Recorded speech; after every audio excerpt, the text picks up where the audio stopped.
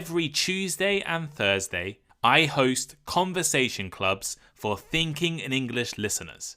We can get together, discuss topics in Thinking in English episodes, practice English, meet other learners, and help turn your passive listening into active English study. These conversation clubs take place at 12 p.m, 6 p.m, and 9 p.m. UK time on Tuesdays, and 12 p.m. and 6 p.m. UK time on Thursdays. This is the perfect place to come and practice English. Practice talking about the topics you are listening to in my episodes. And the best part is I keep it as cheap as possible. It costs £10 a month. £10 a month. That means if you can join every single conversation club, you can attend 20 conversation clubs a month for £10. There are also a whole range of other events we host, including film clubs and question and answer sessions, bonus episodes, chat rooms, and so much more. £10 a month, click the link in the description, support Thinking in English, and most importantly, improve your English today. Hello, I'm Tom Wilkinson, and welcome to the Thinking in English podcast, a podcast for intermediate to advanced level learners of English. Who will be the next Prime Minister of the United Kingdom? This episode will introduce the two leading candidates, their political parties, and the kinds of policies they will likely use in their campaigns. Listen to learn about British politics and pick up some very useful vocabulary. You can find a full transcript for this episode for free over on the Thinking in English website and also on Spotify. Here is today's vocabulary list. Candidate. Candidate. A person who is running for a political office. For example, the candidate for the local election promised to improve public transportation. The Conservative Party. The Conservative Party. A major right-wing political party in the UK, also known as the Tories. For example, the Conservative Party has been in power in the UK since 2010. The Labour Party. The Labour Party. A major left-wing political party in the UK. For example, the Labour Party aims to increase public spending on healthcare and education. Inflation. Inflation. The rate at which the general level of prices for goods and services rises, causing purchasing power to fall. For instance, the government is implementing policies to control inflation and stabilise the economy. Brexit. Brexit. The withdrawal of the United Kingdom from the European Union. For instance, Brexit has had a significant impact on trade and immigration policies in the UK. Polling. Polling. The process of voting in an election or the process of conducting surveys to measure public opinion. As in, the latest polling data suggests a close race between the two leading candidates. Immigration. Immigration. The action of coming to live permanently in a foreign country. As in, the new government policy aims to streamline the immigration process for skilled workers.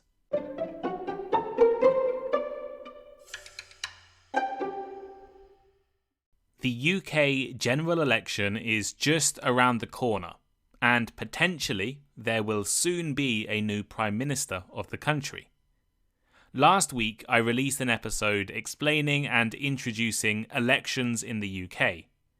But this week I'd like to focus on the candidates and the parties that are competing for power. The UK has a multi-party political system.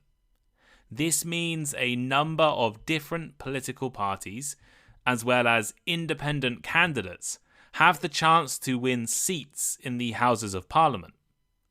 The leader of the political party with the most seats after the election will become the new Prime Minister of the UK. As I mentioned last week, there are a lot of parties that could, and probably will, win seats during this election. The Scottish National Party, Plaid Cymru in Wales, and the various parties in Northern Ireland will definitely have members of Parliament elected. The Liberal Democrat Party usually win a decent number of seats as well, while smaller parties like the Green Party have a chance in a few areas, and independent candidates could succeed too. However, in reality, the race to win the election is between the two most popular political parties in the UK, the Conservative Party and the Labour Party. And the competition to be the next Prime Minister of the UK is between the leaders of these parties, Rishi Sunak and Keir Starmer. In today's episode, I want to look at who will or could be the next leader of the UK and who will be the next government. Let's start with the Conservative Party and Rishi Sunak. The British Conservative Party, often referred to as the Tories, have been a force in British politics since the 17th century and have been in power in the UK since 2010.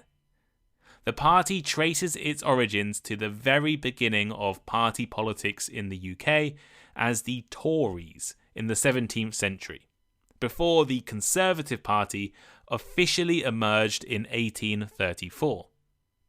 In the 20th century, the Conservative Party played a major role in British politics, with notable leaders including Winston Churchill, who led Britain during World War II, and Margaret Thatcher, whose tenure from 1979 to 1990 marked a significant ideological shift. Thatcherism, named after Margaret Thatcher, emphasised free trade and free market policies, privatisation of state-owned industries, reduction of trade union powers, and a strong stance against the Soviet Union during the Cold War. The late 20th and early 21st centuries saw changes and shifts in policy under leaders like John Major, David Cameron, Theresa May, and Boris Johnson. These years were marked by issues such as European Union membership, which culminated in the 2016 Brexit referendum. As of 2024, the Conservative Party is led by Rishi Sunak, who became Prime Minister in October 2022. Sunak, a former Chancellor of the Exchequer, so the person in charge of money in the UK, represents a pragmatic and fiscally conservative approach within the party. But who is Rishi Sunak? Well, Rishi Sunak has been the Prime Minister of the UK since 2022, when he replaced Liz Truss, just a few weeks after she had been appointed Prime Minister. I actually recorded a bonus episode of Thinking in English for my Patreon subscribers back in 2022, titled My Opinion on Rishi Sunak, the new Prime Minister of the UK, which gave a detailed summary of my opinion at the time. You could go and listen to that if you want. Sunak is the youngest modern British Prime Minister and the first person of colour, the first person who's not white, to hold the office. His parents are of Indian origin and immigrated to the UK from East Africa, and Sunak is a practicing Hindu. He has also led a very privileged life, attending one of the most elite and exclusive private schools in the UK, Winchester College, which costs £45,000 a year to attend. Then he studied philosophy, politics and economics, or PPE, at the University of Oxford. This course has a reputation for producing leaders, I guess. Actually, I'm going to repeat myself from that previous bonus episode I mentioned, because I want to demonstrate how many influential people have studied PPE at Oxford University. This first quote is borrowed from a Guardian article from 2017. Monday, 13th of April 2015 was a typical day in modern British politics. An Oxford University graduate in PPE, Ed Miliband, launched the Labour Party's general election manifesto. It was examined by the BBC's political editor, Oxford PPE graduate Nick Robinson, by the BBC's economics editor, Oxford PPE graduate Robert Preston, and by the director of the Institute of Fiscal Studies, Oxford PPE graduate Paul Johnson. It was criticised by the Prime Minister, Oxford PPE graduate David Cameron, and it was defended by the Labour Shadow Chancellor, Oxford PPE graduate Ed Balls. That was just the start of the examples listed in The Guardian. The BBC Newsnight presenter studied PPE. The editors of The Economist magazine and the political magazine Prospect studied PPE at Oxford. Rupert Murdoch, who owns The Times and The Sun, studied PPE. The left-wing Labour Party leaders Michael Foot and Hugh Gaitskell from the past studied PPE.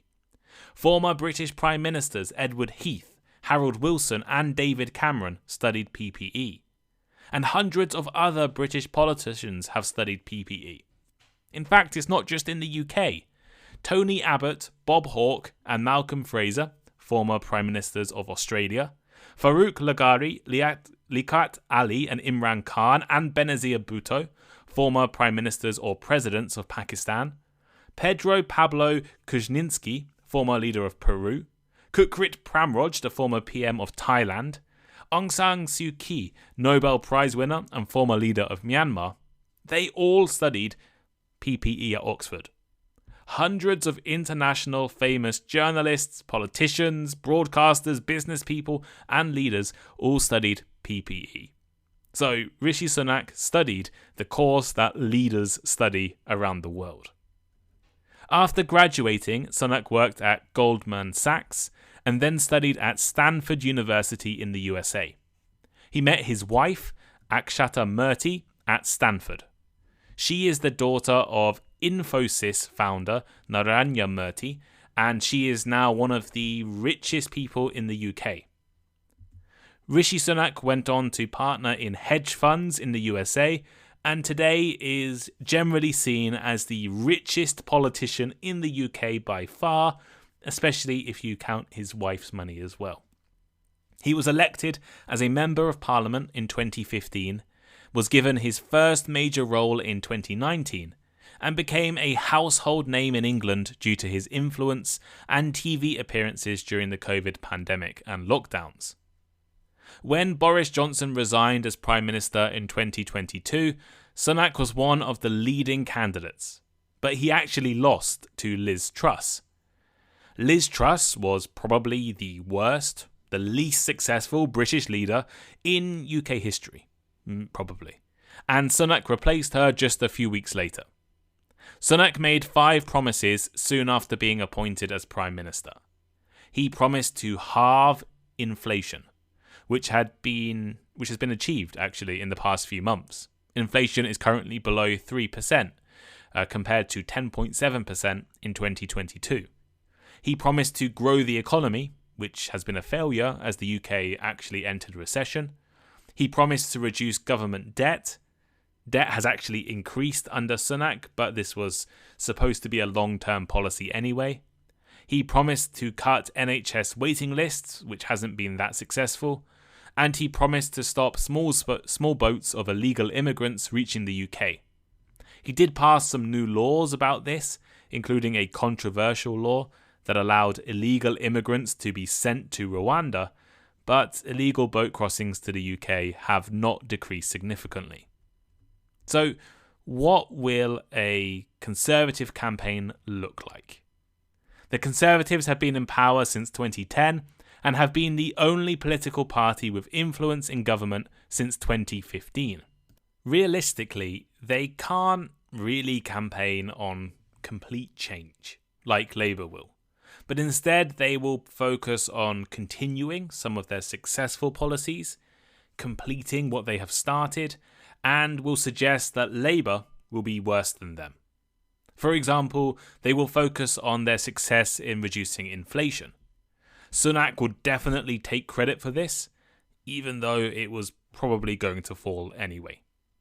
They will also talk about their plans to deport illegal immigrants to Rwanda. This has been one of Sunak's major policies, and his most controversial policies over the past 2 years. They will contrast this with Labour's ideas on illegal immigration, and if elected, the Conservatives will have even more power to push through this policy. One of Sunak's first policy announcements during the election campaign was to bring back national service, or I guess conscription. Sunak wants all 18-year-olds to serve the country through the military or non-military service. The UK has not had national service for over 60 years, so this is a big policy. Another major policy will be cutting taxes. They have suggested cutting national insurance payments, reducing income tax for people earning over £100,000 a year, and cutting inheritance tax in the future. They will also probably promise to not increase any other taxes in the UK. So that was the Conservatives and Rishi Sunak. Who are their rivals? Well, it's the Labour Party and Keir Starmer. The Labour Party has been one of the dominant political parties in the UK since its founding 100 years ago. It was founded in the year 1900 as a political representative of the labour movement and trade unions. Initially named the Labour Representation Committee, it aimed to increase the representation of workers in Parliament. It became the Labour Party in 1906. They achieved electoral success after World War II, and in the 1990s were revitalised by former leader Tony Blair, who rebranded them as New Labour. They were last in power between 1997 and 2010 under the leadership of Tony Blair and Gordon Brown. And really, since 2010, they have not been the most successful party, and have had some quite bad leaders, I guess. As of 2024, the Labour Party is led by Keir Starmer, who took over in April 2020. Starmer, a former director of public prosecutions, the top lawyer in the UK, has steered the party towards the political centre after the leadership of Jeremy Corbyn, who had emphasised a more left-wing agenda. So, as I said, the leader of the Labour Party is currently Keir Starmer, or to be technical, Sir Keir Starmer. He has a title. If Labour get the most seats in the next election, Keir Starmer will become the next Prime Minister of the UK. Keir Starmer was born in London to a working class, or maybe lower middle class family, I guess. He attended the University of Leeds, where he studied law and became involved in student politics. After graduating, Starmer went on to study at St Edmund Hall, Oxford, and then became a barrister specialising in human rights law. Starmer's legal career saw him rise to prominence as a leading human rights lawyer. He worked on high-profile cases involving civil liberties, often representing individuals against the government. He famously represented environmental activists in a legal case against McDonald's, as well as focusing on controversial and sometimes contentious human rights cases. This has actually been a common criticism from his Conservative rivals in recent years, who talk about him representing terrorists and criminals in the past. I think this is maybe a bit of a stupid argument, as everyone, even terrorists, deserve legal representation. In 2008, Starmer was appointed Director of Public Prosecutions, the DPP, and also the head of the Crown Prosecution Service, so basically one of the top lawyers in the UK, where he oversaw major criminal cases and advocated for justice reform.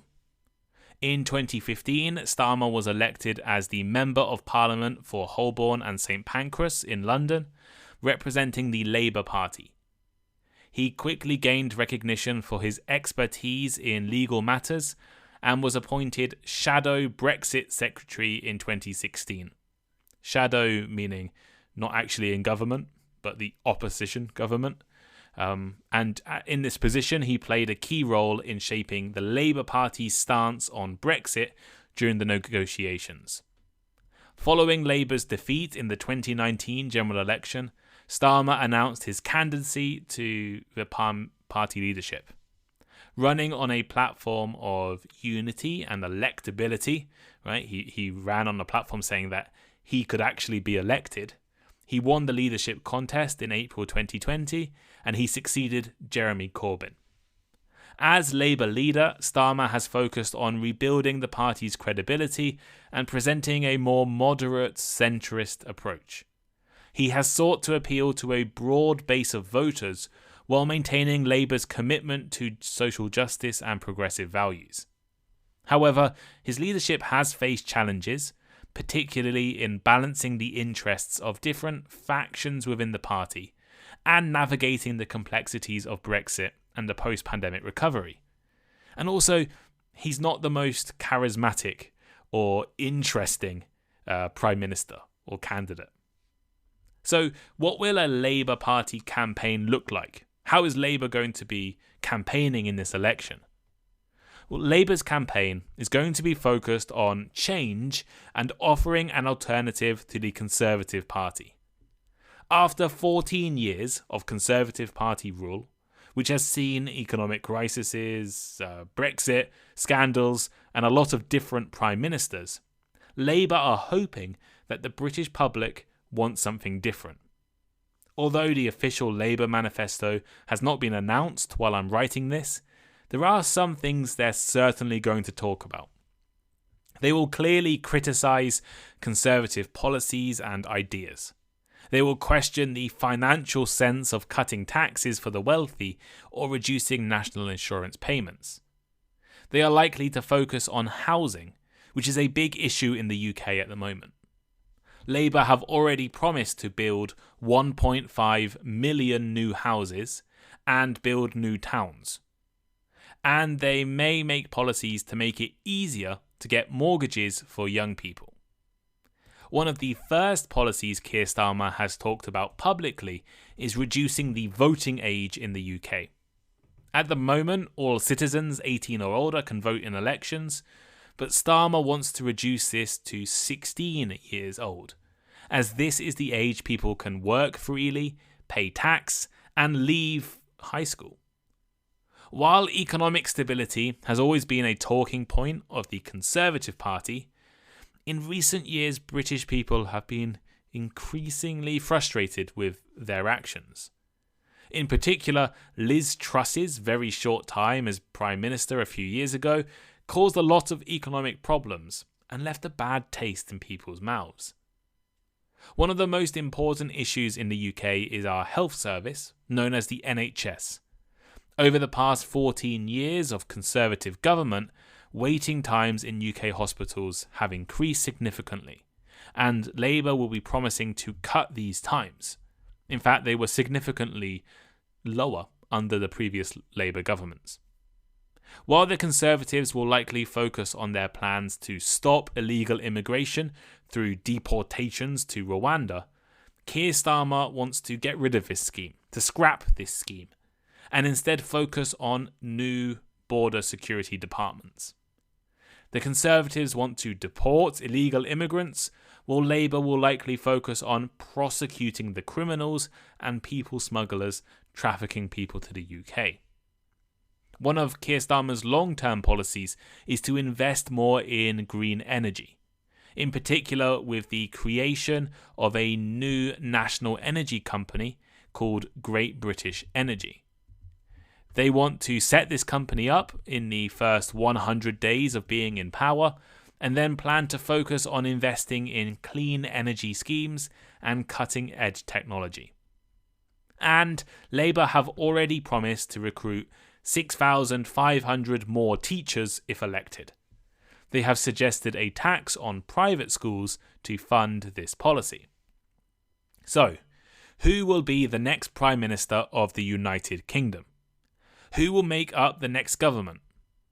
Will it be more of Rishi Sunak and the Conservative Party, or will it be Keir Starmer and the Labour Party? Just so you all know, I'm writing this episode in May and it will be released in late June. So a lot could change after I've recorded this episode. Right now, however, it looks like the Labour Party are the favourites to win and could win quite easily.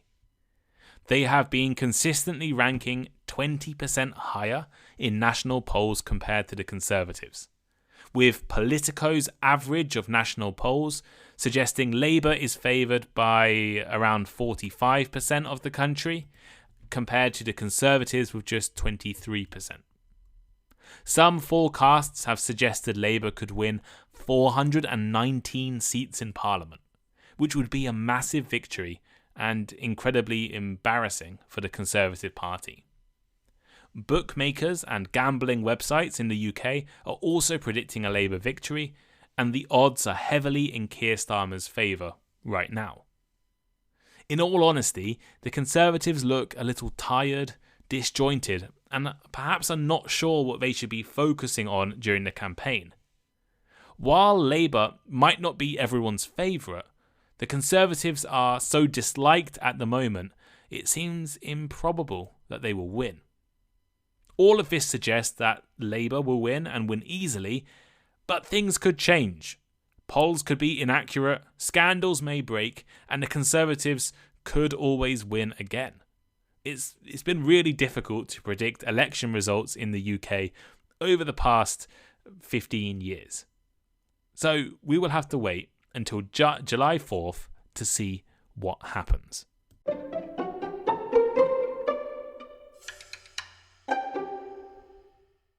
So here is today's final thought. The upcoming UK general election is poised to be a decisive moment, with the Labour Party currently leading significantly in the polls. Keir Starmer's Labour Party is favoured to win against Rishi Sunak's Conservatives, promising substantial changes and new policies. However, as political dynamics and conditions can change quickly, the final outcome remains uncertain until Election Day on July 4th. Regardless of predictions, the race to determine the next Prime Minister and government will be closely watched by people across the UK and the world, including by myself.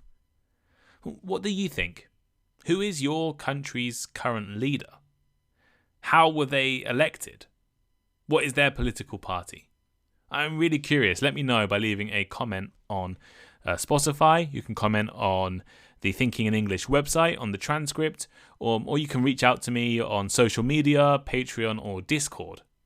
I'm also going to put a poll here where you can predict who's going to win. Will it be Keir Starmer or Rishi Sunak, or someone else maybe? You can vote on Spotify. I think that's probably the only place you can vote. Apologies. And yeah, I might do another episode. I've done one episode already on the election, which came out last week, so you can check that out. And I might do a bonus episode, a Patreon exclusive episode, about my own personal thoughts, right? Who do I want to win? Why do I want them to win? Right? And but I'll keep that stuff secret until it gets to the episode. I guess if it's only for Patreon subscribers, I guess. But thank you all for listening, and I'll see you next time. Goodbye.